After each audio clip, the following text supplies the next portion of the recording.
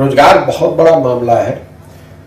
पिछले 80 दिनों में मैं जहां पर भी गया हूं, गांव के गांव एक अनुमान हम लोग का ये है कि 50 से 60% गांव का जो नवयुवक है वो कहीं ना कहीं रोजगार के लिए राज्य से बाहर जाकर काम कर रहा है। ये पश्चिम चंपारण में भी दिखा, पूर्वी चंपारण में भी दिखा और शिवहर में भी दिखा, लेकिन शिवहर में इसकी संख्या थोड़ी ज्यादा है। यहाँ पर जो गरीबी या बेरोजगारी का आलम है वो दोनों चंपारण के मुकाबले थोड़ा ज्यादा है। उसकी एक वजह लोग जो समझ में आ रही है, लोगों ने बताया कि जो थोड़ी बहुत भी कृषि की सुविधा, किसानी की सुविधा, खेती करने वालों की सुविधा दोनों चंपारण में है, वो शिवहर में नहीं है। एक आंकड़ा हम लोगों ने देखा यहाँ, शिवहर एकमात्र जिला ऐसा है पूरे बिहार में जिसमें सिर्फ 1% जमीन सिंचित है।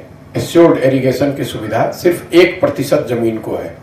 कृषि योग्य भूमि का सिर्फ 1% भूमि ऐसा है जिसमें एश्योर्ड इरिगेशन की सुविधा। इरिगेशन यहाँ है ही नहीं। ज्यादातर जिलों में, जैसे दोनों चंपारण में आप नहरों का जाल देखेंगे, वो नहर काम नहीं कर रहा है, लेकिन वहां प्रयास किया गया है। पहले कभी किसी समय कालखंड में वहां नहर बनाए गए हैं। शिवहर में नहर कहीं नहीं है। और आंकड़ों में भी, सरकार के आंकड़ों को भी मैंने जब दिखवाया तो पता चला कि 1% जमीन जो है वो सिंचित है, एश्योर्ड इरिगेशन है। दूसरी जो समस्या यहाँ पर है, ये 54% जिला बाढ़ इफेक्टेड है। As per the government data 54% जो शिवहर का हिस्सा है वो उसमें बाढ़ किसी न किसी तरीके कभी न कभी आता है। तो बाढ़ की फ्रीक्वेंट बाढ़ और एश्योर्ड इरिगेशन के न होने से जो थोड़ी बहुत खेती से पर लोग जुड़े हुए हैं वो भी यहाँ पर स्थिति खराब है। हालांकि लोग यहाँ खेती करते हुए दिखे हर जगह, जमीन उपजाऊ है, लोग खेती भी कर रहे हैं, लेकिन वो मान कर चलते हैं कि एक फसल हमारी बाढ़ में बर्बाद होगी। और जो बाढ़ से के अलावा जो रबी की खेती है उनको पूरी तरीके से अपने पंपिंग सेट वगैरह पे उनको आश्रित रहना है।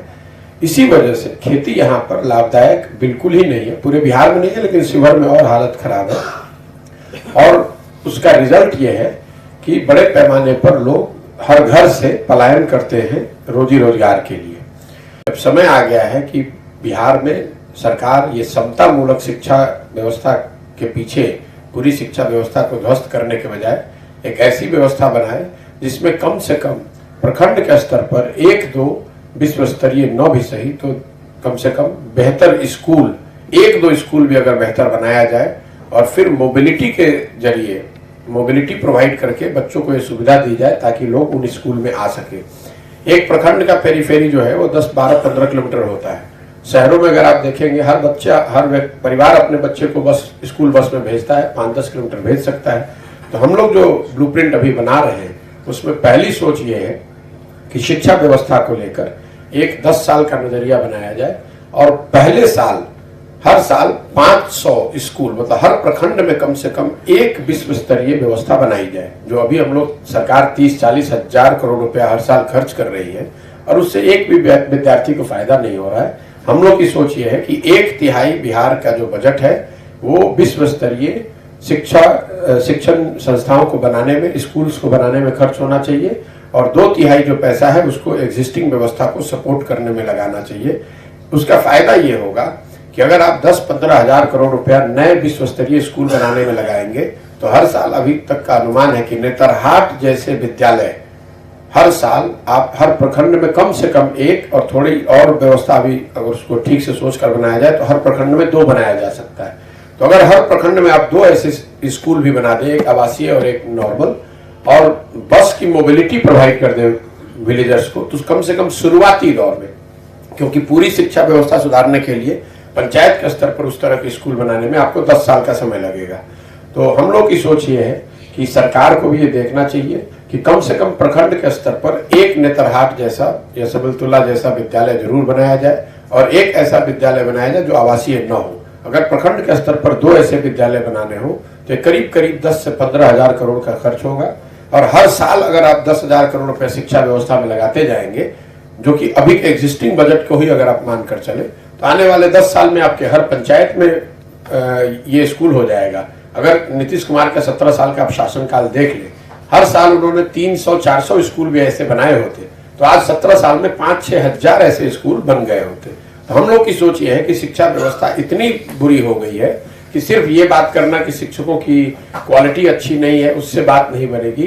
इट इज टाइम कि गवर्नमेंट ड्राइंग बोर्ड पर जाए, हर प्रखंड में एक विश्व स्तरीय विद्यालय बने। पूरे देश में क्रेडिट डिपॉजिट रेशियो है करीब करीब 72%, 72%। मतलब अगर बैंक में 100 रुपया जमा हुआ देश के स्तर पे तो उसमें से 72 रुपए लोगों को ऋण के तौर पर मिला। जो अच्छे राज्य हैं, जो फल फूल रहे हैं, विकसित राज्य हैं, तमिलनाडु में ये रेशियो 100 से ज्यादा है। महाराष्ट्र, कर्नाटक, आंध्रा, गुजरात में ये रेशियो 90 से ऊपर है। बिहार में ये रेशियो है 40%। अब इसका असर क्या हो रहा है मैं आपको ये बता रहा हूँ। मैं आपको बता दूं शिवहर में 52% है जो बिहार में सबसे अधिक माना है। मैं आपको बता रहा हूँ इसका असर क्या है वो आप समझिए। पिछले साल बिहार की गरीब जनता ने बैंकों में 4,21,000 करोड़ रुपए जमा किए और 40% अगर सीडी रेशियो है तो इसका मतलब है कि करीब करीब 1,61,000 रुपया ऋण के तौर पर लोगों को मिला। अगर राष्ट्रीय औसत के हिसाब से 72% भी ऋण मिला होता तो बिहार की जनता को पिछले एक साल में 1,25,000 करोड़ रुपया अलग अलग काम करने के लिए ऋण ज्यादा मिला होता। अगर आप अच्छे राज्यों की तुलना करें तो करीब 2-2.25 लाख करोड़ रुपया और मिलना चाहिए था। अब जरा आप अंदाजा लगाइए कि पिछले 17 साल या 30 साल में लालू नीतीश के राज में अगर हर साल 1 लाख, 1.5 लाख, 2 लाख करोड़ रुपया बैंकों के माध्यम से दूसरे राज्यों में जा रहा है तो बिहार की में से 40-50 लाख करोड़ रुपया बिहार के लोगों का उन राज्यों में जा रहा है जहां पर उस पैसे का उपयोग करके लोग व्यापार कर रहे हैं और हम लोग के बच्चे, बिहार के लड़के जाकर उन्हीं व्यापारिक संस्थाओं में मजदूरी का काम कर रहे हैं। लालू जी के राज में, मैं आपको यह आंकड़ा फिर से दे रहा हूं, 1991 में बिहार में सीडी रेशियो था 38%। जब लालू जी मुख्यमंत्री बने, जब लालू जी मुख्यमंत्री से हटे तो पूरा कालखंड जंगल राज का सीडी रेशियो 38 से घटकर हो गया 24%। इतना नीचे चला गया, वो 24% चला। तो 100 रुपए बैंक में आप जमा कीजिएगा, 24 रुपए ऋण मिलेगा, 75 रुपए दूसरे राज्य में जाएगा। नीतीश कुमार के 17 साल के कालखंड में वो 25 से बढ़कर फिर 40 हो गया। तो इफेक्टिवली बिहार आज वही खड़ा है जहां हम लोग 1991 में खड़े थे।